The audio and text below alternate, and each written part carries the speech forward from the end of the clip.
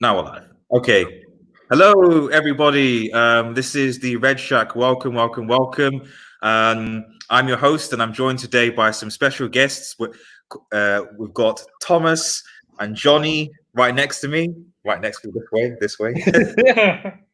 And today we're going to be having a discussion about what we think are the top 10, well, what Thomas thinks, the top 10 DC movies of all time. Yes. If you're new to the channel, please leave a like, subscribe, get involved in the comments, whether that's during the show or after the show, and get involved. So, should we get straight into it, guys? How are you guys feeling? Doing good, thanks, mate. Just to quickly paint a little picture of what has occurred, I was given a Herculean attempt to try and find 10 good DC movies. Now, both Jiri and me, we're both massive DC comic book fans of the comics. The movies are a bit of a mixed bag. I think that's fair to say, isn't it? Yeah, I think that's fair to say. Almost had to say, if you're struggling that hard, we're going to have to include animated movies in this as well, because we're going to have to go down that line because Warner Brothers haven't been not been best recently, but you know, Snyder Cut, #Snyder Cut, you know. Yeah, so well, it'll be interesting. I'm more interested in seeing people's responses to the Snyder Cut than I am actually seeing the film, to be honest. It'll be fascinating.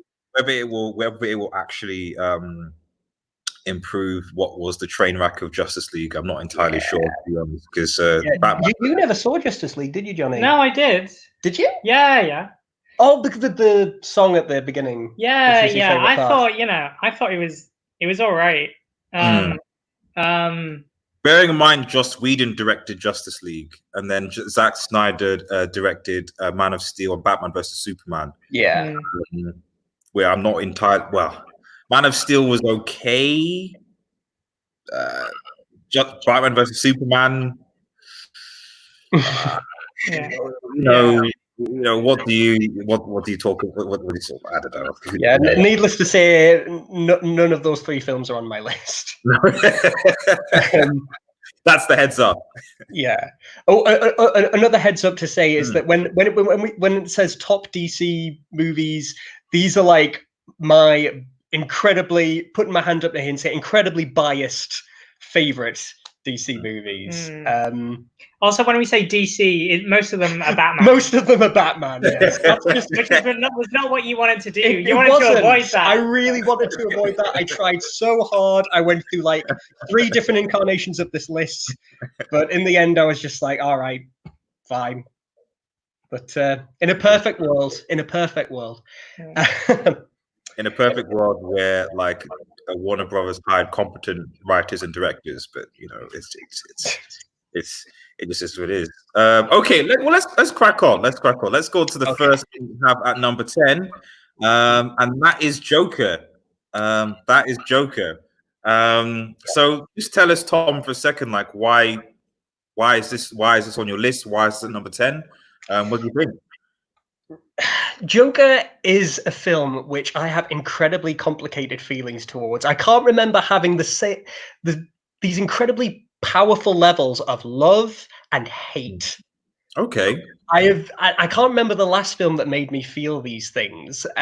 On the one hand, I think Joaquin Phoenix gives an incredible physical performance. I think that the visual style of the film is beautiful. I love the kind of world of Gotham that they build up, and some of the direction is really good. The score, everybody's raved about, I also really, really liked.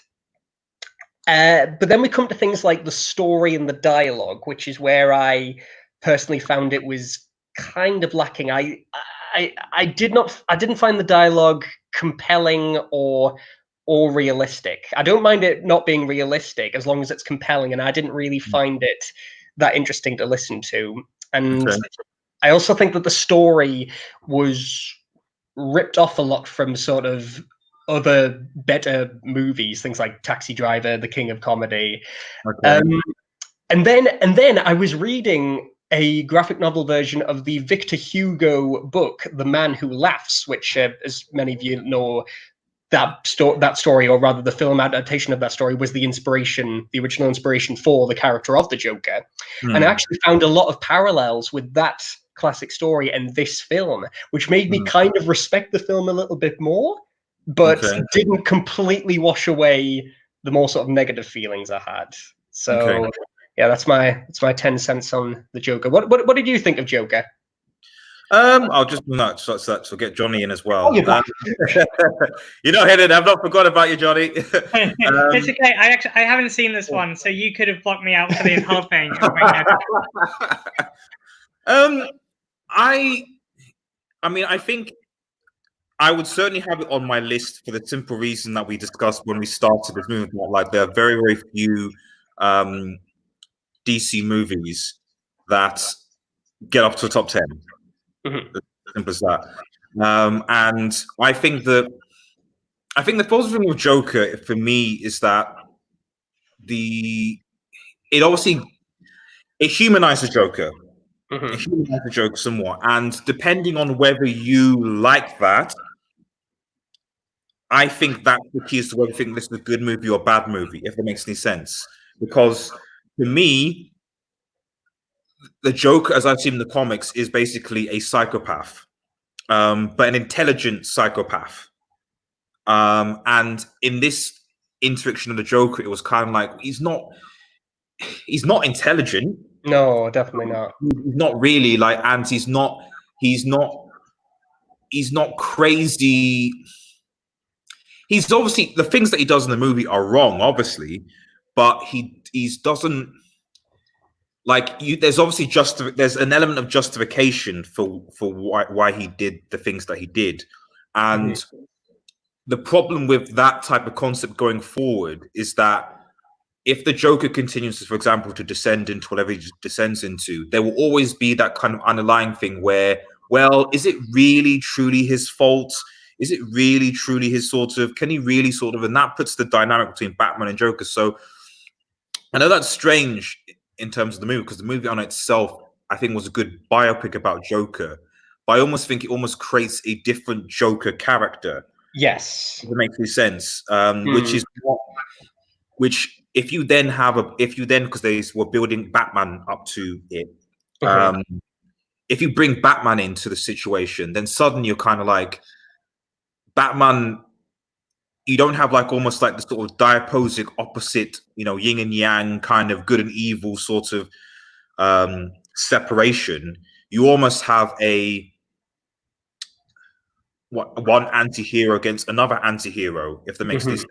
Because you then think, you know what I mean? You think about, because a lot of this story was about how corrupt Bruce Wayne's father was. Yes. So if he then becomes Batman to represent in honor of his parents, then you're kind of like, well, your parents had it coming because they were douchebags. So and you're just defending your parents, and you kind of see what I'm trying to say, So yeah, but, I mean, I've heard some theories that this character isn't actually the Joker, but he becomes this symbol that will inspire the person who will actually become the Joker we know from the comics, which I know has been done before in things like Gotham and things like that. And that is never been something I've particularly found interesting, but I suppose it does kind of make more sense from the fact that we have this character who is, as you said, almost of kind of like subnormal intelligence. Yeah. Like he seems to have this kind of real kind of childlike quality about him. And it kind of it's very much opposed from this kind of methodical genius that we know from the comics. I mean, it did raise I think positive awareness, obviously, regarding mental health and stuff like that, and how like our society, it's almost like all it takes is like one act of kindness to sort of turn things. I did find that kind of point interesting, about how all he needed was someone to just be kind to him, and he would have walked down that sort of path. And honestly, a lot of the hates that this movie sort of got beforehand, in terms of what it meant, I even spoke to some other people, people are just like, I'm not going to watch the movie because it's so dark and violent, etc. So then I watched it and I was like, no, it's not. Like it's a person who clearly has like quite a debilitating mental health disorder, getting crushed by the society and becoming, and turning into something that he inevitably didn't want to be. And that if he wasn't the Joker, then I'd be like, that's really, really good way of going about it. But I just feel that, I don't think you can tell that story with the Joker as a character if we go by the fact that Joker, in my opinion, should be a psychopath, but a very intelligent, calculating psychopath that, whatever you say, you can't find justification for what he does, if that makes sense. Yeah. Johnny, do you have any thoughts on it all? Because you said you didn't watch this movie you haven't seen. Yeah, I can give my opinion on this thing. I have no idea what to talk about. No, I don't think it would be fair for me to say anything about it because I have not seen it. Yeah, from what I've heard, it sounds like you guys are pretty on the money with what you're saying. Yeah, that's all I got. Okay. Well, let's move on to number 9. I'm sure. If you haven't seen this, Johnny, then I'm kicking you off. If you haven't seen this, I'm kicking you off, and that is The Dark Knight Rises, which was Thomas' number 9. The Dark Knight Rises. Explain is all I can say. Explain, why is this on here? I can pretty much sum it up in one word, which is Bane. Okay. Christopher Nolan in these movies, I think, was able to craft really compelling antagonists for Batman to face against, and I think Tom Hardy's interpretation, and Tom Hardy and Christopher Nolan clearly collaborated to create this character who has this very distinctive look, has this very distinctive way of speaking, has great, very sort of politically charged speeches, and just kind of pretty much eclipses the rest of the film, in my opinion. I think that Nolan still a terrific director.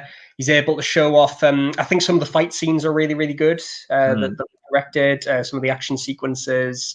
A lot of the other cast do admirable jobs. I always like Anne Hathaway. I think Michael Caine has some wonderfully tender, emotional moments. Gary Oldman is Gary Oldman, so he can do no wrong. Christian Bale does all right. Yeah. Trying to think of really what else to say. The opening sequence is absolutely incredible. The fact that they literally disassembled a plane in midair and filmed it, like no CGI or anything like that, really. Literally just to do it in itself is an absolute miracle of filmmaking, and it's a testament to sort of the ambition that Nolan always has when it comes to directing. Nevertheless, it is probably the weakest of the three, in my opinion. I found the subplot with Joseph Gordon-Levitt's Joseph. What's his name? Third Rock from the Sun. Him sort of becoming the next Batman, I thought was a bit odd. I just found a lot of the rest of the story just not as memorable as Tom Hardy was on screen. Oh, also props to Ben Mendelsohn as the corrupt businessman, because I also always love seeing that guy work, and he's always a lot of fun. That's pretty much all I've got to say about it. Fair enough. Miriam Westfall says, thanks, Miriam. Anne Hathaway, isn't it? I only know her from The Princess Diaries. She's Catwoman, Miriam. Yeah. Johnny, what are your thoughts? I know you've seen this. Yeah. I think every film in the Dark Knight trilogy deserves a place on this list, because even The Dark Knight Rises, which coming after The Dark Knight, it's not gonna seem as good. And when I first watched it, I saw a lot of the problems because I was comparing it to The Dark Knight, and also I think because I was a bit more I don't know. I think I was a bit more of an annoying. I annoy myself sometimes when I look back at it. But I think, frankly, even if it's not to the standard of the other two, I think it's a cracking film. I think that I think the action is great. I think it's tense. I think it feels very James Bond in its tone, which I enjoy. Yeah, there's bits of it which don't seem to make a whole lot of sense. People talk all the time about that prison where there was a rope just on top of the hole, and why did the wind not blow rope in and let people climb out? But I think you just watch it and you see the love and the kind of technical skill that goes into it. And I think that I think this is actually the case with every Christopher Nolan film, even the ones that you might not care for so much. I'm not such a big fan of Interstellar, but I can't help but appreciate it. And I think that's the case with this one, and I think that's why Dark Knight Rises deserves a spot. And also, Bane is great. Everyone was doing the voice. Everyone was doing it. Instantly iconic. Yeah. To be perfectly honest, I probably would have put this higher up on my list if I just I couldn't face the fact that every top film was going to be Batman, and there was nothing on top of any of the Batman movies. So that's the main reason why Dark Knight Rises is probably number 9. Number 9. I mean, I don't disagree with it being on this part of the list. I think just for the simple reason that, and I guess my main criticism with the Nolan movies is that they were good movies, but there have been better portrayals of Batman, and I feel like the Nolan movies are remembered more for the villains, like whether it's Ra's al Ghul in Batman Begins, whether it's the Joker in obviously, and then obviously Bane, as we're talking about, their performances, how they've been, than Batman himself. And I'm like, well, is this a Batman movie? Is this a Bane movie? Is this a Batman movie? It's a Joker movie. Like, it's called Batman. It's called The Dark Knight, but it's actually Joker, involving Batman. So I feel like with the Dark Knight Rises, I didn't see. I felt that out of all the movies, this movie in particular, like, suffered more from it, and that, like, I couldn't really. I sort of could see the story regarding what was happening with Bruce Wayne, with obviously in the first movie, with obviously his parents dying, with the rest of the origin, etc., and how that was sort of carried on somewhat with him wanting to try and obviously make the city better in the second movie. But in the third movie, I was like, what's Bruce trying to do here? Like, what is his verse? Like, he, and I haven't watched this movie in a while, but like, from what I remember, it was just like, right, okay, I still need to stop criminals. I'm gonna go out and just attack Bane because reasons, and not really come up with a proper coherent strategy and plan, which is so antithesis to Batman in general, because he usually is more sensible than to go up without any preparation, being unfit, and try and break, Bane, etc. Bane was obviously very intelligent and very clever, and I like how they linked the whole thing back to the League of Assassins. But I just thought I just didn't see what Bruce Wayne / Batman was trying to achieve in this movie. Aside from just Batman, playing homage to the fact that, oh yes, Bane broke Batman's back, just like the comics. Oh yes, he's now escaped from the pit somehow, and finds himself back in Gotham. That's it. But aside from that, like, yeah, that's I think that's the one thing that I just didn't quite understand from the movie. It's just like, what actually was the role of Bruce Wayne as Batman in this movie? I suppose it's about kind of Batman getting old, really. It's about him passing on the torch. And while I don't necessarily agree with who, the torch ultimately went to, just some random new character who we've never known about before and doesn't necessarily prove his worth in the film, I feel. But I get the sense that it is the idea that, Batman is is no one man. He is this symbol who is carried on through the generations. And maybe if like throughout the 3 films we'd been able to see one particular character who, you know, was able to prove themselves to be worthy of taking on the mantle, I might have sort of respected that a bit more. Johnny, do you disagree? We'll get to that, won't we, with the Dark Knight? Well, I suppose we will. I would say we'll get to it, but I think that's the whole point of the Dark Knight. Is what you're just. We'll get to it then. Okay. Let's move on then. So number 8, which I thought was an interesting one that you said, and I hope we've got this, was actually Shazam. Wait, no, Shazam. Jared, that's not accurate. There should be an exclamation point at the end of Shazam. That's true. So I will get that. I will get that change. Let me get that exclamation. There we go. There you go. To everyone watching. There you go. Nice. There you go. Okay. There you go. Now I must confess, I haven't actually watched Shazam. I need to watch it. On my to-do list, you know, so I'm really going to be relying on you and Johnny to really sort of take me through this. Why is this movie, even if I don't mind the spoilers or whatever, but you know, go ahead. Why is this movie on your list? I mean, you say that, Jared. I don't think Johnny's seen it either. Yeah, I've not seen. I really want to. It all rests on my shoulders now. I really want to see this one because it looks right up my street. Yeah, but I'm not. Yeah, it's like, you know, it's not a masterpiece and it's not trying to be. It's a fun superhero fantasy romp. You put it above Dark Knight Rises, though, so it must be. I know, but as I explained, you know, like that was mainly out of just this. Just complete physical aversion to like they can't all just be like 2 or 3 other movies and they're all Batman. I need to break it up somehow. So again, totally aware of my own biases here, but Shazam, you know, it's big with superpowers. It's, you know, there's a very. It's a very warm film.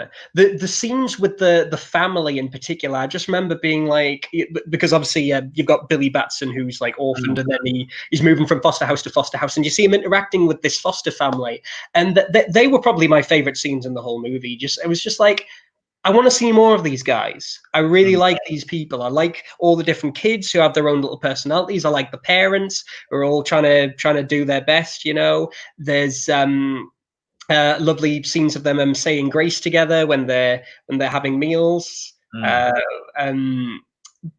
the action scenes are a lot of fun. Particularly the end fight scene at the end when I don't really want to give too much away, but something happens and we there was just a moment in the cinema where I just went, yes, come on, where a bunch of good people are fighting a bunch of bad people, and when you see the bunch of good people all together, you're like, get in. I think Zachary Levi is really fun, and you can tell that he's having a whale of a time basically playing a child in Superman's body. So should we give a little brief plot over like introduction to these? I'm not sure if we've been doing that, have we? Yeah, go for it. I mean, how do you even sum it up? Little orphan kid. He is a bit of a troublemaker, but he's got a good heart. He gets discovered by this wizard who gives him superpowers by saying, he says the word Shazam, he transforms into this man who has the powers to fly and shoot lightning out of his hands and super strength, all that good stuff. He's good friends with one of the foster kids that he's been put in a house with, who's like a massive, basically comic book nut, but you know, just obsessed with superheroes. So he collects bullets which have bounced off Superman, and he's got photos of Aquaman and stuff like that. And so they together collaborate to try and come up with this kind of superhero identity for him. They come up with names and stuff like that and explore what powers he's going to have. Meanwhile, there's this mad scientist called Dr. Savannah, played by Mark Strong, who basically wants the powers for himself, and hijinks ensue, is the long and short of it. On the sort of weaker side, Mark Strong, who I love Mark Strong, got a beautiful deep voice, a beautiful bald head.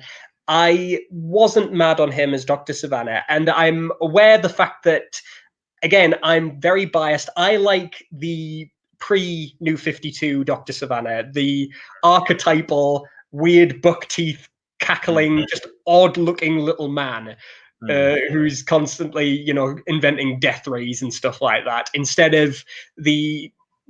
Honestly, the more Lex Luthor type Dr. Savannah, the glasses aside, and with a fixation on magic rather than science, he could basically be Lex Luthor. I appreciate that they give the character a bit of pathos, which I appreciated, but ultimately I didn't find him that compelling as an antagonist. However, speaking of compelling antagonists, again, I don't want to give anything away, but this film had my favorite superhero post-credit sequence. And I remember squealing with delight in the cinema when it came on. I mean, I know Johnny is aware, because as soon as I got back, I was like, "Oh my goodness, Johnny, you won't believe it!" And Johnny was like, "Yeah, I don't really care." So, but I don't know. Are you aware of what the post-credit sequence is, Jure? Is this the one where it has? Is it Superman that's in it? Is it like I think? It's not. No. Basically, another Shazam villain makes an appearance. Is all I'm going to say. And it's a villain who, like, I thought never in a million years are they going to use this character. And then when he showed up, I was like, oh, I am so happy we're getting the goofy Silver Age stuff. Oh, I think it's what's his name? I haven't watched it, but from the comics, is it Mr. Mind? Is it? Yeah, it's Mr. Mind. It's the evil genius Venus caterpillar who speaks with a little radio in his neck. Oh, he's great, man. It's so good. It's funny. I didn't even appreciate how good it was until I was reading some instantly online from Shazam, the recent Shazam comics, and they actually have. And I'll take the image down. That's the Jeff Johns stuff, isn't it? Sorry, is that the Jeff Johns run? Yes, yeah, he's run because he's they're talking. There's like these specific lands and the Shazam family. Basically going to all these different lands, and Mr. Mind has taken control of Shazam's father, and got the powers of Shazam. In the background, like Superboy Prime is for some reason is locked away in some magic cell. So like he seems to be building up to return of Superboy Prime or something like that, which I'm not gonna lie, I'm looking forward to. For some reason I have a special place in my heart for Superboy Prime. So to see the Shazam family against Superboy Prime is going to be quite interesting. And by interesting, I mean I anticipate he'll absolutely wreck them, but we'll see what happens. I look forward to tuning into Shazam actually, because it's certainly that I need to see. So, but let's move on to number 7, Aquaman. Okay, sorry again, John. Just look at him there. Did you not think it was? Did you not think it was weird? Like when he put on the I don't know. There's just something about it that is just like, does it work? I don't know. But this is your list. This is your list, Thomas. So go for it. You saw Aquaman, didn't you? I did see Aquaman. Yeah. This is another one that you want to see, isn't it? Yeah. Sorry, I've not seen this one again. Yeah. I think this is the last one on this list that I've not seen. So that's a good start. Yeah. You did see Avengers Endgame, did you, Johnny? Let's establish this. Like, Jure, please. Jure, wait a minute. We saw it together. I just wanted to be absolutely sure, absolutely with the numbers, with the number of things it films up to what I wanted absolutely, So, Tom, go for it. Why is Aquaman on this list? Yeah, I mean, Aquaman. I love Aquaman so much as a character. I just think he's great. And when I first saw Jason Momoa in Justice League and that, I was a bit sort of like, I wasn't sure, but this film kind of made me sort of, he won me over in this movie, basically. And I think that if this film was released in like the 80s, this film would be seen as like a cult classic these days, because it goes so big and bonkers with the world building and the 7 realms of Atlantis, and you see all the different races, and it becomes by the end almost this kind of Lord of the Rings style epic where you've got these weird crab people with Scottish accents, and you know, Mary Poppins is voicing a giant sea octopus, which, as opposed to a land octopus, as opposed to, you know, your typical land octopus. And you know, I think that the villains were actually a lot of fun in this one. You've got Black Manta, obviously, who, you know, kind of gets the short end of the stick, but I think that the fact that he doesn't die at the end holds great promise, and the fact that we're going to see him develop into the more sort of sinister character. And I think that you know, Patrick Wilson, who I always love in anything, is a lot of fun as the constantly yelling ocean master. Just every scene he's going, I agree. And I just think a lot of the visual designs are fun. Again, I like the sort of there's something kind of Shakespearean and very Thor-like of this kind of person who doesn't quite want the responsibility of the throne and has adopted this kind of almost rock star like persona to kind of shirk responsibility. But there are still tender moments that he has with his father and his mom and the aforementioned Mary Poppins octopus, which is one of my favorite scenes in the movie. Actually, it's I feel like I'm rambling a bit, but there's this scene where he's confronted by this giant monster octopus, and rather than fight it, he does what Aquaman does best. He talks to the fish, which I thought was such a refreshing and wonderful way to kind of resolve that conflict. The only issues that I really have was some of the side characters. Like I think Amber Heard as Mera did pretty good, but again, not.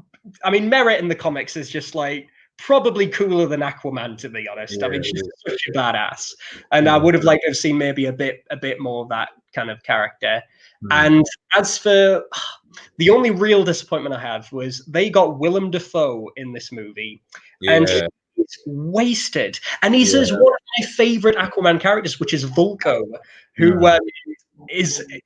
who's kind of like I suppose the Merlin to Aquaman's King Arthur, and he's got this wonderful design where he's got these like this massive Hercule Poirot mustache, which you can just imagine in the water, kind of like floating around. And suddenly you've got Willem Dafoe, who is always brilliant, but is this very clean-shaven and very boring character. And I was like, imagine Willem Dafoe boring. He's just this basically vehicle for exposition. So all I say is, for the sequel, give Vulko a mustache, and I will probably be happy with Aquaman 2. Johnny, you said you haven't watched Aquaman. No. No. So I have. I would be controversial in someone saying I probably wouldn't have even put it on this list. That's fair enough. In my opinion. I think for me, I mostly agree with a lot of what you said, especially from the visual point of view, and that visually Aquaman was stunning. It was stunning. It was good to watch. It gave you that 4S sort of vibe, and I really did want to see the kingdoms and what they were and stuff. It was very good, and that for me is almost where I feel the movie, you know, faults on my opinion, in that like it introduces a lot of very interesting ideas, and basically just push them to one side. And I'd have no problem if that was for the sake of world building, but what we got instead was this kind of like, it was almost like it was like, right, need to move on to this place, need to move on to this place. Oh, here's some unnecessary exhibition that needs to we need to do and include. Like, even I think there's a scene where you have Arthur and Mera, and they're having to sort of go and get some ancient artifact to find, obviously, the throne, something like that. That whole sequence from the time they find the thing to getting confronted by Black Manta to then setting sail. there's a lot of that stuff that, if I'm honest, like didn't really even this sort of the like lovey moment between them when they're in the show. I'm like, was this really? It wasn't. It didn't feel really essential to the plot. If that makes sense, there wasn't really anything in it that I was like, if you cut that half an hour or 20 minutes, wherever it is, that whole sort of period, you don't really miss much. To be honest, they could have literally just hopped onto the surface. You could have found them in that place to find whatever it is that they're going to find. Black Manta attacks them. I just feel that a lot of things in that movie, there were some good ideas that that could have been executed but weren't because of poor pacing and because of some unnecessary exposure to certain things. That would be my biggest gripe with the movie. And then at certain times as well, some of the dialogue as well, as you said, with Mira, Valko, who, as you said, was quite bland, to be honest. I did think Black Manta was, as you said, shafted, could be a bit better.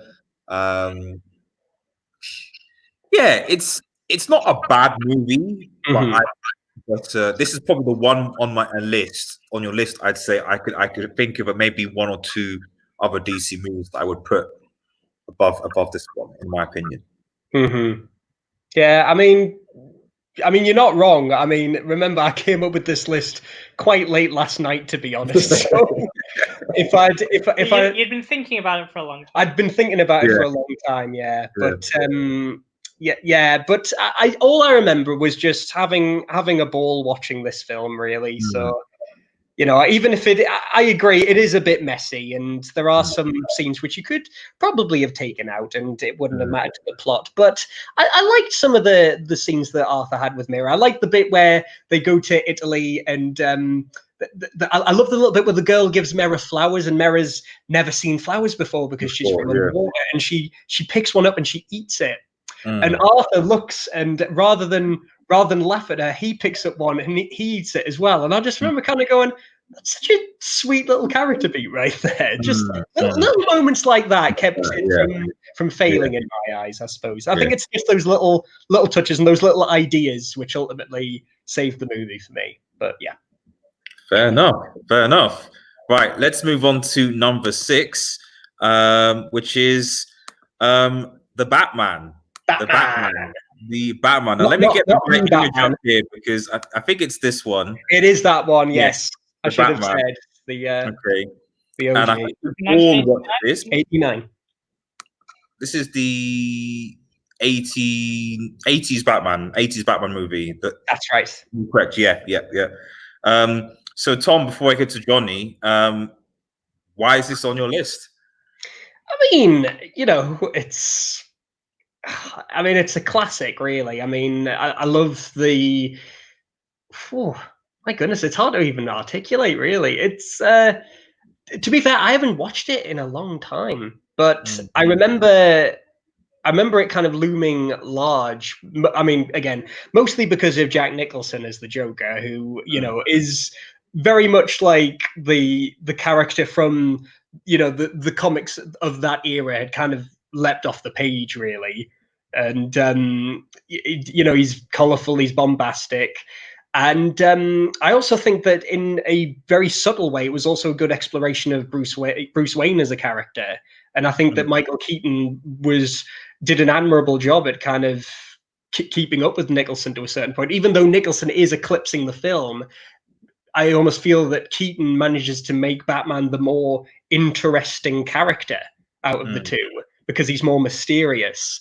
And you see that rather than out and out starting off with, you know, Bruce Wayne's parents getting shot, it kind of seeds the background in throughout the course of the movie, and it's very much a newspaper movie with Vicky Vale and the other report guy Knox, and they're kind of piecing together this story of Bruce Wayne and Batman together, which I thought was a really interesting way of going about it.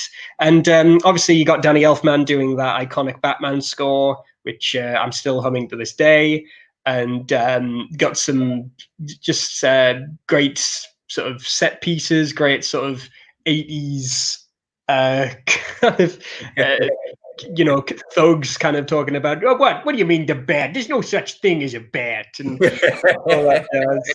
I love it. So yeah, not really much else I can say really. Yeah, it's a good film. Johnny, what are your thoughts? I don't think I love it as much as Tom. Like it's good, but I think I don't know, to be honest, it's been a while since I've seen it. So again, I don't really feel like I'm fully qualified to comment. I remember, talking about when the villains upstage the heroes a bit. From what I remember, that's definitely the case. It's really, it's really all about the Joker more than it's about Batman.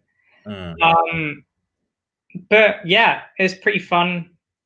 See, I would disagree on that point. Okay, it's weird because even though like Joker is kind of he's the one who the spotlight is on, but the movie I would say is centered around the mystery of Bruce Wayne. That is where the actual kind of story is. And again, you've got this kind of Citizen Kane style storyline of the reporters, learning about Bruce Wayne. You've got Vicky Vale obviously having a relationship with Bruce Wayne. You've got the scenes where she's in Wayne Manor, they're having dinner together across that ludicrously long dinner table, and she's like, "Can you pass the salt?" Yeah, and I think that's kind of where the more, you've got the flashy side of the Joker, and then you've got the more sort of psychological aspects of Batman. And in many ways, I think that's how they were able to kind of have their cake and eat it too, I suppose, by having the very flashy Joker and the more mysterious Batman. It was. I mean, like I said, I haven't watched the movie for ages, but it was. You did have that kind of. I almost feel like that type of Joker probably wouldn't work now in the modern, with the modern Batman, for the reason that you're saying, in that Batman is now supposed to be anyway more flashier, more dynamic, more action-packed, whereas the Batman, he was more. I don't know if the word grounded is the word, but I feel like the Batman's depiction of Bruce Wayne, even though I still think one of my big criticisms with pretty much most movie depictions of Batman is that none of them really emphasize the detective element, investigative element of him. Like I can't really think of. The animated are slightly different, but in terms of the live action movies, they emphasize more on he's a superhero. Oh, he's a bachelor, smart, fancy, etc. But they don't really emphasize that he's also a very good detective. Hence why you get Batman prep time. If Batman gets prep time, he can beat anybody because of his mind. And yet we never really get that. And at least in the Batman, there was at least a bit more of a groundedness to his character, which I appreciated. And the suit was good. The suit was for what it was. The suit was good. So I mean, it's difficult to move in. Like you can see, he's not going to be like doing any like roundhouse kicks anytime soon. But he just looks. The part is the thing. He just looks intimidating. Yeah, my favorite bits are whenever he turns. And he has to go like that. Yeah, his whole rotate because he can't move his neck. I think my favorite part is when he encounters the goons for the first time, and he just, for no reason, opens up his cloak like that and just snaps it down and starts heading forward. Like, you just did that to show off, didn't you? It's definitely. I think we all seem to agree that it's definitely worth being on this list, even though it's Batman. I don't think there's any disagreement about it. So, right, let's quickly move on. So I realize we've been streaming for about 45 minutes, and we still got 5 minutes to discuss. So sorry about that. That's my fault. Now this is the number 5 that I really want to see, and I must confess I haven't seen it yet. And I'm really ashamed of it because, in fact, I might watch it tonight if you remind me. And that's one because I hear it is a legendary movie, and I'll just get the image up. This one here, Massacre Phantasm. I hear it is a legendary Batman movie. Probably some people even say that this is the best Batman movie I've heard that said, yeah. of all time. Why is it on your list, Tom? Yeah, I mean, to be honest, yeah, they might be right when they say that. It is a terrific animated film. It's, you know, it frames the story of Batman as ultimately a tragedy. It's like infinitely more nuanced than a lot of kind of live action presentations of the character. It's obviously taken from the DC animated universe, the original Batman animated series. Controversial opinion, was never a massive fan of Kevin Conroy as Batman. Okay. But in this film, he delivers his best performance, I would say, because I usually find his Batman and Bruce Wayne to be a little bit monotone, but basically the character's brought through the emotional ringer in this film. Stylistically, it's beautiful. It like takes a lot of like cues from, again, things like Citizen Kane, The Godfather. It's got really kind of classic look about it. You've got this fascinating new villain called the Phantasm, who's really cool. I don't know how much you know about the story, but I won't spoil who it's ultimately revealed to be. And for the bits where Mark Hamill's Joker is in, it might be the best Mark Hamill Joker I've seen as well. He's just on full form. He's completely insane. He's doing all these weird things. He's hanging out in this kind of abandoned theme park where all the rides are starting to rust away, which is just perfect for his character. The music's great. It's just a great film. Fair enough. Johnny, I presume you watched this as well. What are your thoughts? Yeah, I've seen it. Again, I don't think I love it as much as Tom. The thing with me with the animated series Batman, so I don't think I love it as much as everyone else does. I'm much the same, to be honest. I always find it quite like stiff. Like I think the character movements always feel quite stiff. And I know maybe a lot of people like it because it feels a bit more real, because characters are very still and they kind of speak, I don't know, they're not like typical cartoons, you know, they speak realistically. But I just think in the animated format, I just can't quite get into it. And I can appreciate it, but I think just for me, I find it hard to really get into it. And so I've seen Mask of the Phantasm, but I don't think I loved it because of those reasons. But what I did appreciate was that it is shot like kind of, from what I remember, it's shot like a noir film. Yeah, absolutely. And the shots feel like they're from a Hitchcock. Well, it is a murder mystery story, essentially. Yeah. And going back to what you were saying about the sort of animation style, I do agree with you. And I think that one animation style which I would love to have seen more of was, have you guys ever seen the original Superman animated shorts? Not the original ones, but I do remember watching briefly the Superman animated series, which is around the same time as the Batman one. So you mean the one with So yeah, these predated all of the sort of animated universe and stuff like that. I think they might have actually been from like the 1950s or something like that. But honestly, if I think you can watch them all on YouTube. Some of the most beautifully fluid animation you will ever see. Like it looks like it could have been like done today, really. And I think that, like, you know, if these modern, well, any modern cartoons really adopted that sort of style, it would just make it infinitely better. Okay, fair enough. I won't give my sense of that. Like I really do want to watch it and see how good it is. And I apologize that I can't give my 2 cents on it. So, but it sounds like it is a very good movie.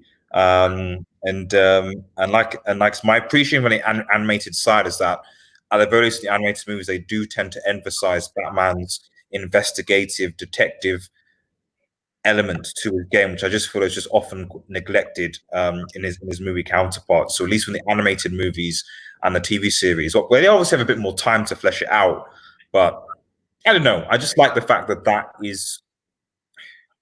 I just like the fact that I think that the big thing that is the reason why Batman for me is so popular is why he is a good superhero is not because he has tons of gadgets, and it's not because he's just dark and brooding and he's a tragedy. It's because like he is like probably one of the most intelligent investigative / detective persons, you know, in comics. And so as a result, he can prepare for things, he can find the answer to things, you know, fairly reasonably. And I just thought that's just such a important part of his character. But anyway, quickly moving on to number 4, The Dark Knight, which I think we all have seen. Dark Knight. I'll get that. This one. There we go. The Dark Knight. Okay, Tom, why is this on your list?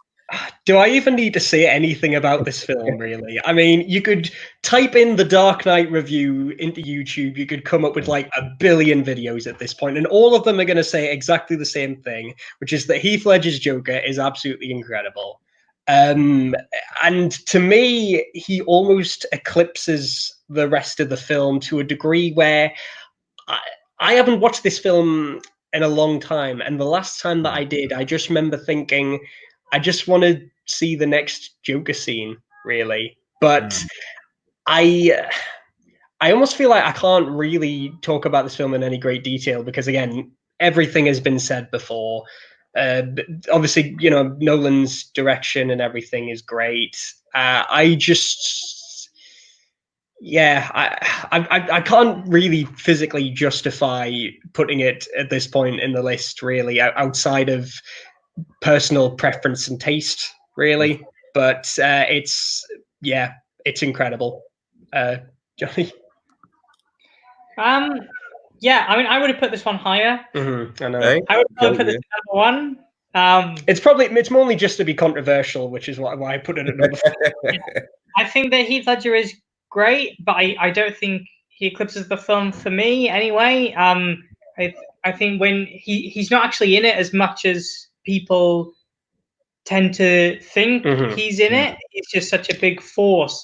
I think for me, the real strength of the film is Aaron Eckhart as Harvey Dent. Yeah, and this is the point I was making earlier: is that it's really a film where Bruce Wayne is looking for someone to be Batman instead of him, or for Batman to stop and for there to be a hero without a mask. And again, we won't get into spoilers. If you know comics, then you already know what's going to happen. But right. But Harvey Dent becomes the Riddler. Yeah.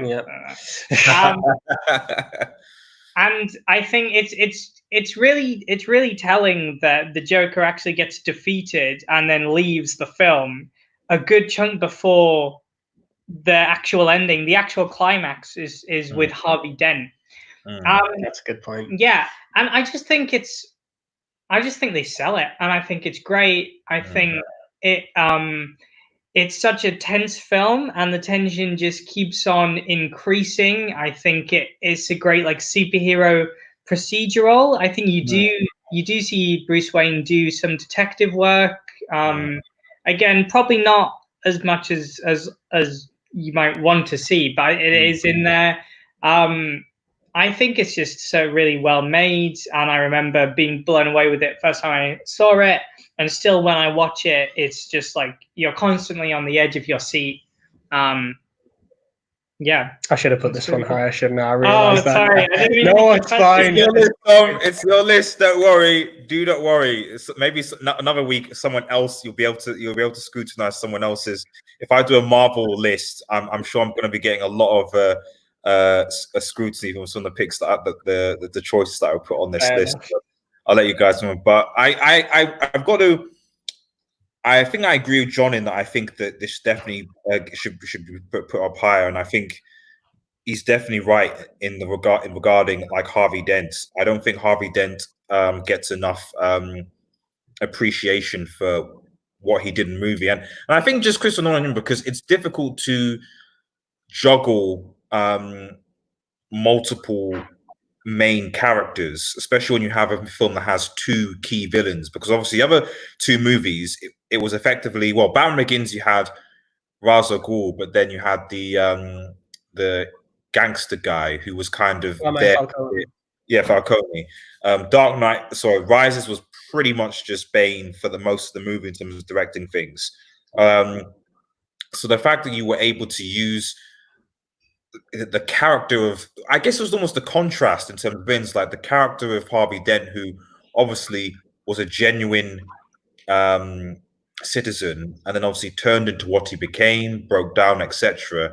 And obviously the Joker, and to have, you know, Batman's almost plan or idea of hopefully Harvey being the one who would take Gotham forward, and just to have that completely collapse, you know, so due to some Joker, I thought was very, very interesting plot point. The action obviously was very good, and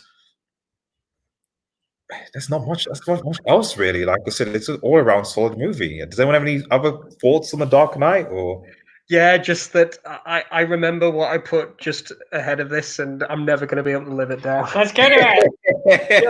Yeah, we're gonna. In fact, let's move on to what was put ahead of The Dark Knight, because this is what Tom went to us. I'm going to be drawn in quarters, aren't I? Yes. Look at this. Batman 66. Batman 66. I mean, you know, Rich is no Romero, is he? Watching.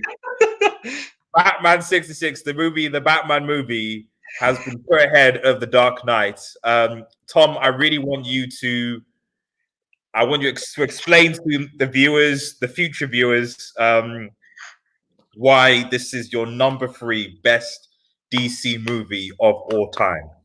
Right, it was temporary madness, guys. I don't know what to do for me. No, I mean, just, you know, it's pure nostalgia. It's pure nostalgia. I remember my dad showing this movie when I was a kid, and it was basically my first real exposure to Batman. And you know, it's got a giant penguin submarine in it. It's got people riding on flying umbrellas in it. It's just there's these people who like burst into the kind of World Trade Union and disintegrate all of the members into multicolored sand, and then at the end Batman and Robin try and fix it, but they get the sand all mixed up, so they're all speaking like another language. So that basically by the end of the film, Batman and Robin have effectively destroyed the world's economy, and then they just kind of leave through the window.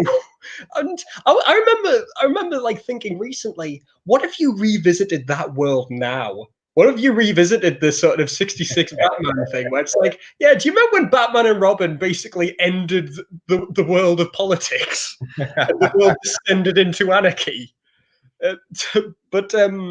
Yeah, I cannot justify this pick by any stretch of the imagination. Just pure nostalgia. It's a lot of fun.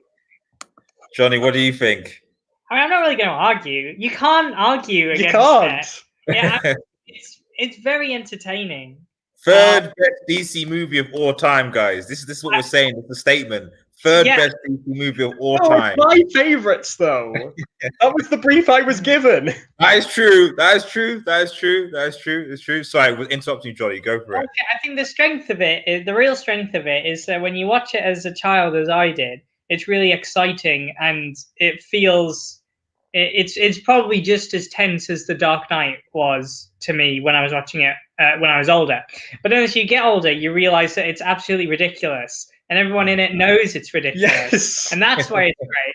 So the fact that they can do that and you can enjoy it the same way but in different ways is pretty good. So yeah, I'm not gonna defend the decision to put this at number 3, but it is a very entertaining film. Thank you, Johnny. Fair enough. I can appreciate, even though I probably wouldn't have put it as high as it was, I can certainly appreciate I guess it's the Batman 60s, that Batman of that era really kind of it gave a very, very unique take on Batman, which I think is quite memorable to this day, because I don't think there's been any other iteration of Batman that has been like this. Every other Batman is kind of different, shades of brooding, effectively. This Batman was a bit more positive, to be honest, a bit more fun, a bit more engaging,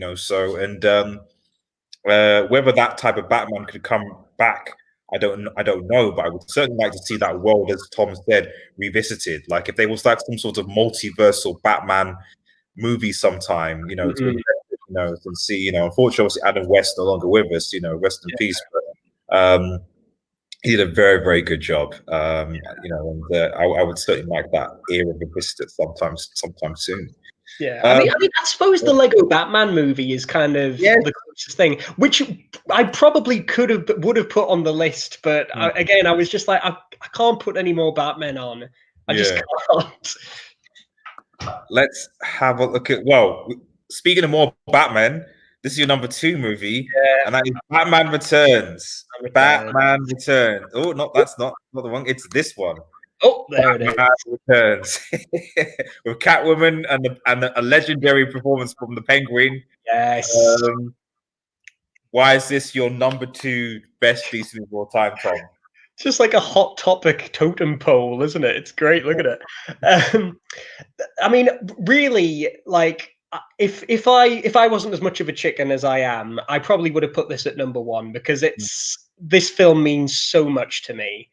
I remember when I was a kid going to Blockbusters. This is how old I am. I'm talking my age here, and I remember seeing this VHS copy, and obviously I'd seen the Batman '66 movie where there's no doubt the Penguin is the main villain in that movie, and I remember looking at this thinking, the Penguin looks really scary in this. And I was actually terrified of walking past this section of videos because I was just scared of like the Penguin just kind of glaring at me from this VHS copy. And then a few years later, it came on Channel 4 and I watched it. And for days afterwards, I was just drawing the Penguin constantly.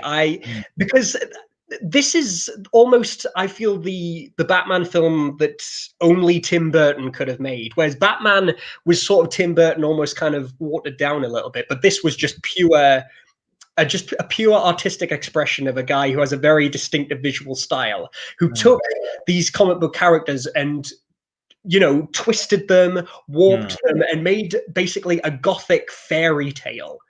Like I've heard it described almost as a sort of like dark pantomime, and you get that in the design where like the city just drips with just kind of surreal Candyland darkness, and you know it's a Christmas movie as well. It's a dark Christmas movie, but you have these operatic performances from Danny DeVito and Michelle Pfeiffer who are phenomenal. I will argue this till the day I die. They are both phenomenal in these movies as these really dark, damaged characters. And they're just endlessly compelling to watch. And Michael Keaton returns, and again, I think he's a wonderful Bruce Wayne and Batman.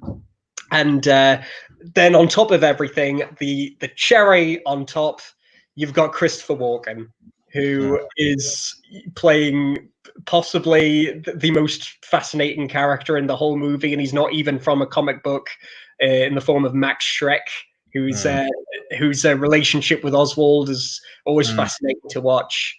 So yeah, I just love this movie so much. Fair enough, Johnny. I'll bring you into this. Like, what do you think? Worthy number 2? Again, I'm not sure if I would have put it as number 2. Ooh, okay. I think I need to be in the mood for it. Because when I think about it, the first scene that I remember is when the Penguin bites someone's nose. and that makes me, if I ever think about watching it, that makes me kind of think, that's the thing that stops you. I want to watch it. So yeah, like some of it it's just Johnny, you saying you need to be in the mood for cannibalism? Is that what you're saying? You know, you need to have that kind of like. When I feel like a human flesh, I'll watch it. See, it's funny, Johnny. When I think of this movie, that's the exact image that goes to my head and makes me think I need to watch this now. Yeah, I think. Yeah, I agree with I like the kind of fairy tale vibe, and it does feel a bit more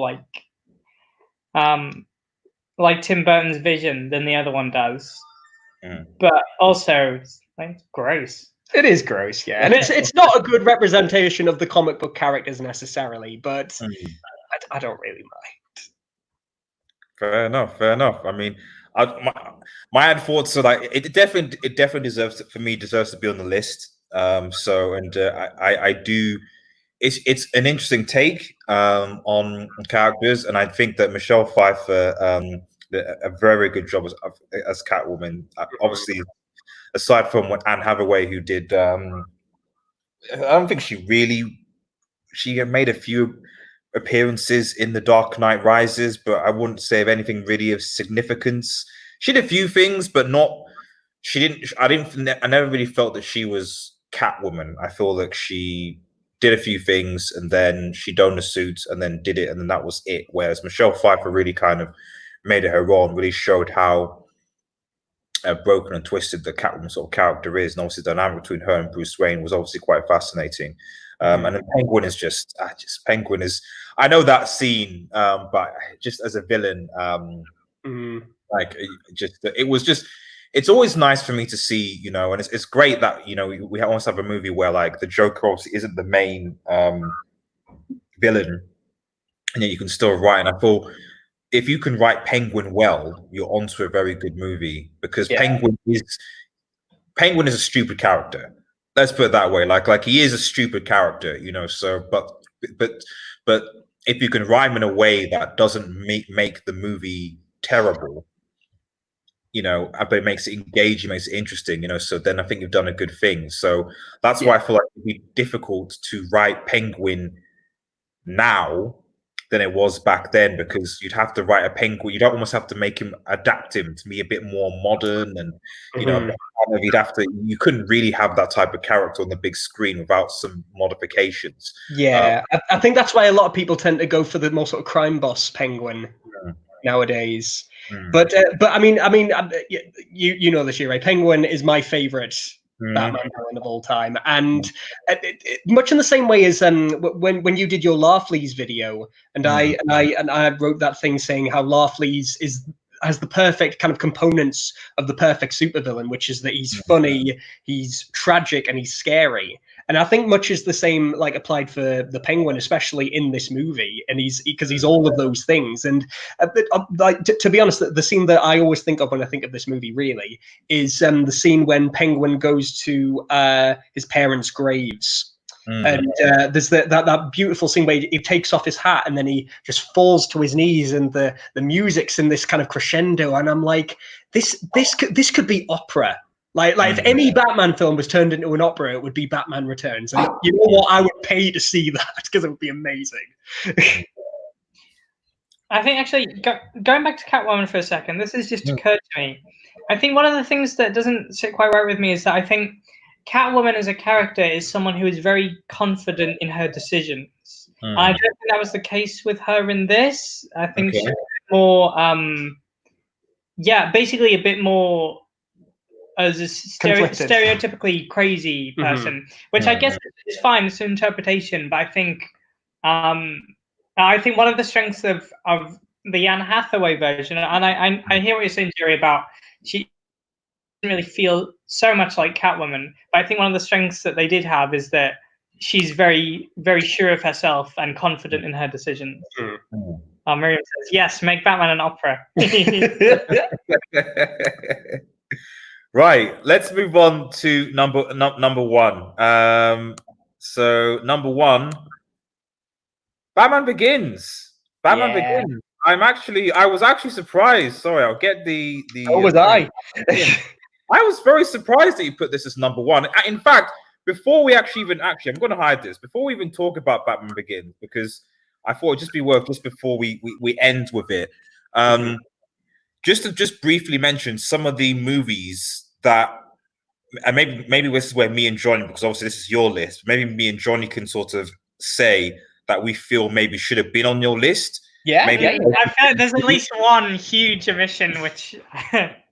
What do you think? You go, Johnny. What do you think is this huge omission or omission? Wonder Woman. Yeah, I mean, right. So here's the thing with Wonder Woman. Okay. Wonder Woman is my favorite DC superhero, possibly favorite comic book superhero. Okay. And so I went into that movie with very, very, very high expectations. Okay. which probably could never have been met by any film. Okay. And I think, well, Johnny, you will agree in the fact that the beginning and the closing of the film are not great. Yeah, the best part of Wonder Woman is the middle. The middle. Yeah. Which is, you know, when she's in the trenches with the soldiers and that, and it is good. It is a good film. I remember enjoying it, and you know, I think one thing we're learning from this is I'm not good at making top 10 lists. It's your top 10. It's yeah, your top I know. Your top 10. So, yeah, but yeah, I respect it. Oh no, that's awful. No, I can't say that. I shouldn't say that. I don't like you, but I respect you. No, obviously, you know, I think, you know, the fact, yes, you know, a female-led superhero movie, fantastic, absolutely down for that. Again, Wonder Woman is my favorite superhero. I just, I don't know. I mean, you know, although we're talking about DC, you know, I've already told you guys how I really don't like Captain Marvel. I just feel like Captain Marvel is I prefer Wonder Woman to Captain Marvel because, and maybe when we do the Marvel list, I'll maybe explain why Captain Marvel is nowhere near an all-time 10 list. But they're, you know, specific. It doesn't have anything to do with the fact that it's a Marvel's first female leading. Well, technically, was it Elektra? Was that really under Marvel? Anyway, it's just more to do with just how the plot, just the character, just how things just sort of it didn't feel really they're better movies, basically. Not terrible, you know, we're not talking Green Lantern, Fantastic Four terrible, you know, we're not going there, you know, so but they're just are better, I think, better options. Were there any other movies that you felt that he was that should have been on this list, Johnny? I think just if we, yeah, a bit more obscure, but one I would put on is called Batman Gotham Knight, which I did consider that one, which was in between Batman Begins and The Dark Knight. I did ultimately exclude most animated films unless they got a cinematic release. So Mask of the Phantasm got a pass. Yeah. Simply because I just didn't want to put any more Batman on the list. It's a fair point. But it is very good. Yeah, but what it is, it's a collection of 6 short films made by different like anime companies. Yeah. Have you seen it, Jerry?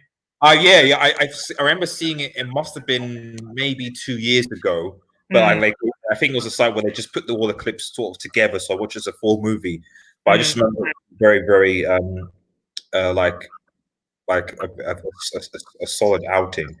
So. Yeah, it is. It's just solid, you know, and it is just. It's probably not going to blow your mind. It's just a short stories about Batman, but they're very solid. And it's like and the animation is great. The animation's great, and each one kind of focuses on a different perspective on Batman, from the point of view of the police, or mobsters, or from Bruce Wayne himself, or kids, or a group of kids hanging around in a skate park.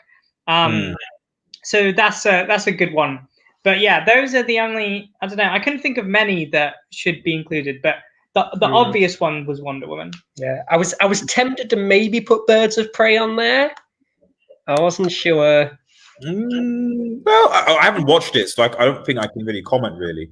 Yeah, it's a fun film. It's a fun film. Not great, but fun. The ones I would have probably said is I would have thought that maybe at least one of the original Superman movies, either Superman 1 or 2, that was me the glare. I was like, at least 1 or 2, just one with this. I need to watch them, really. Right, okay.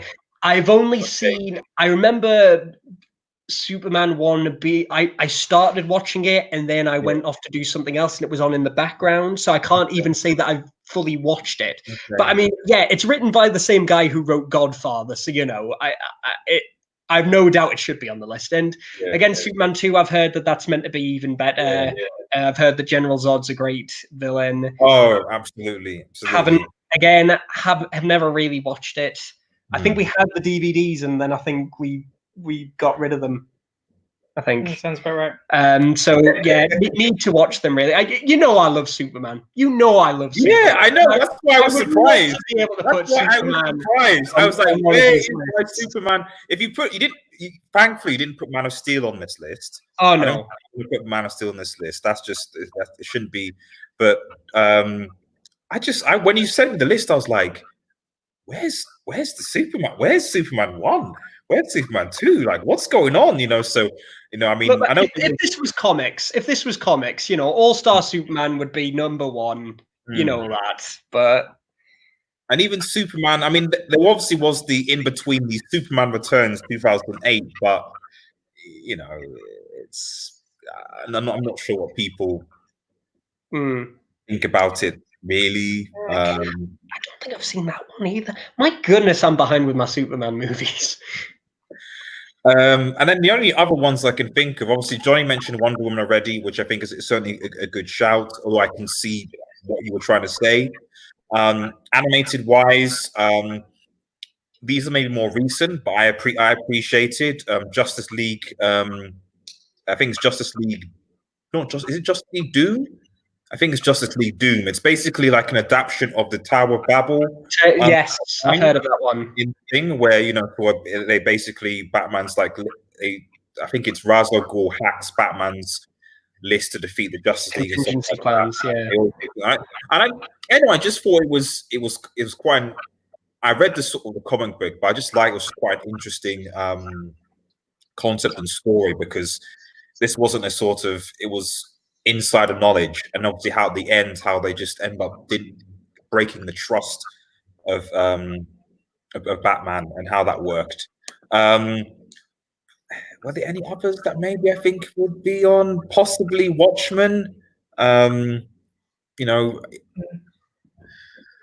considered V for Vendetta, right? I did consider V for Vendetta actually. One as well. Even though if Alan Moore hears this, he'll track me down with his weird snake voodoo magic and do horrible things to me. But I used to watch it every 5th of November. I think Hugo Weaving is, even though you never see his face, he's just fantastic. And again, just a great little action movie. Other animated ones, I remember Under the Red Hood being one that I was quite fond of.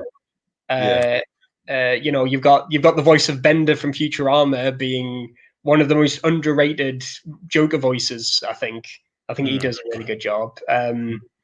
And Crisis on Two Earths as well.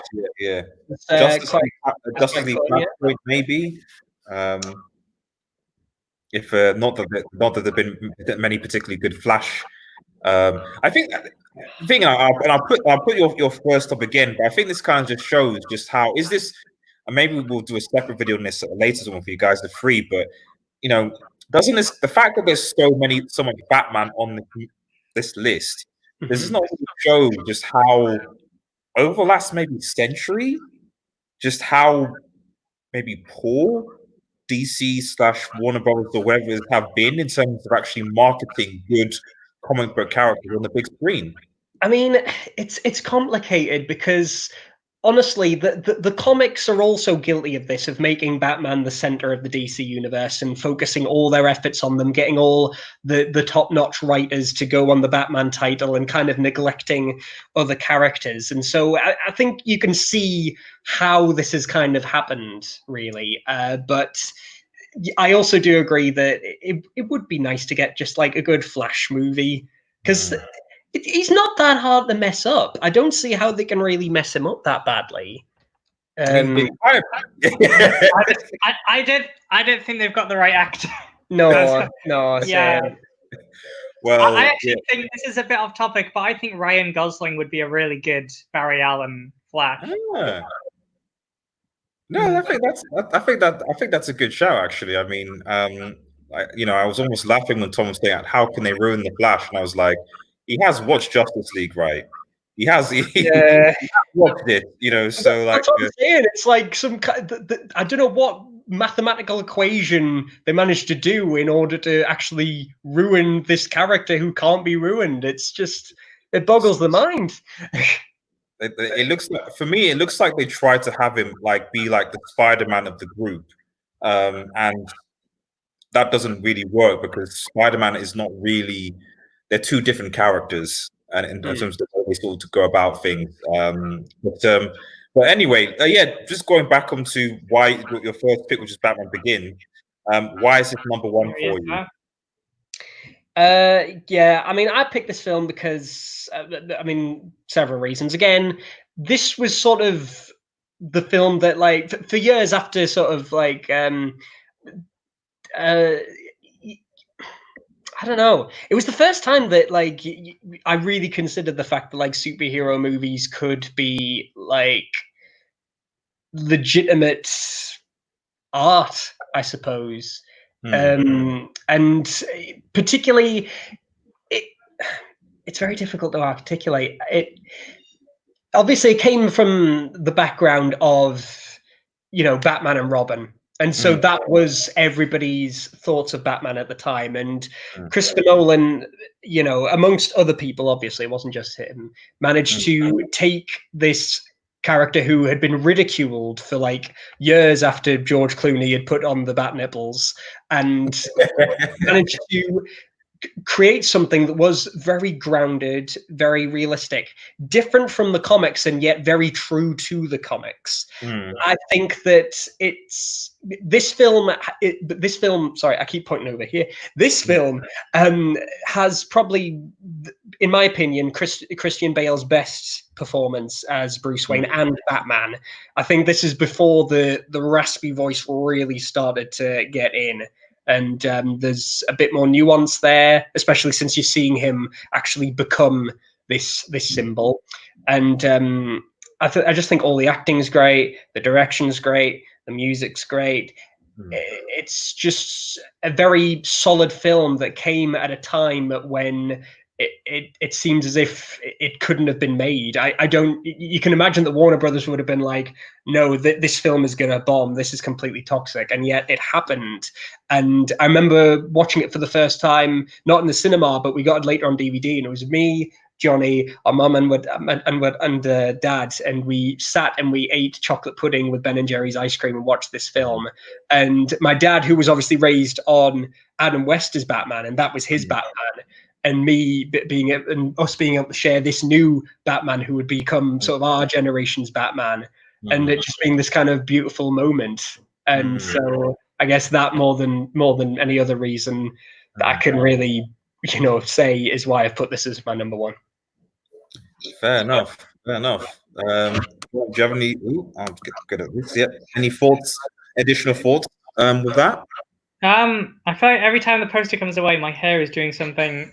You're just messing your hairs up. Yeah. That's what's going on. Yeah, I mean, I love it too. It used to be my favorite film. I think on reflection, I think I would still put Dark Knight as number one because I feel like Batman Begins is really good all the way through. But then I feel like the finale feels a bit more like just standards, where there's like a machine that's gonna kill lots of people and they need to turn it off and they need to stop the train. And I just feel like with something like The Dark Knight, it is like, as I say, constant building tension that doesn't let up even like to the final credit.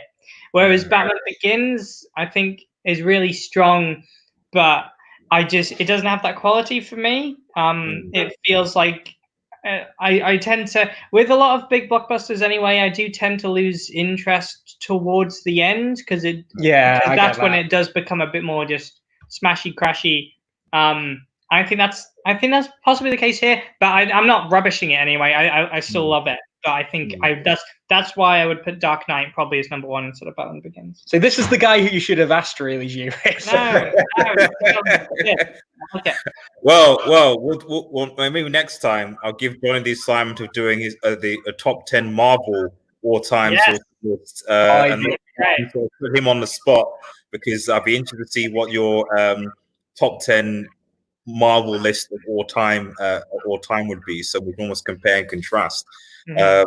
But yeah, I mean, I think that's it, guys. I mean, thanks for everyone for tuning in and getting involved, and hopefully we can obviously do more of this sort of similar sort of stuff. Like, you know, I think the world for the world. So I think there's so much that we can talk about and discuss. I mean, things about top 10 actual villains, top 10 superheroes, this and that, and weapons, gadgets, etc. So if you obviously like get involved, obviously leave a like on the channel.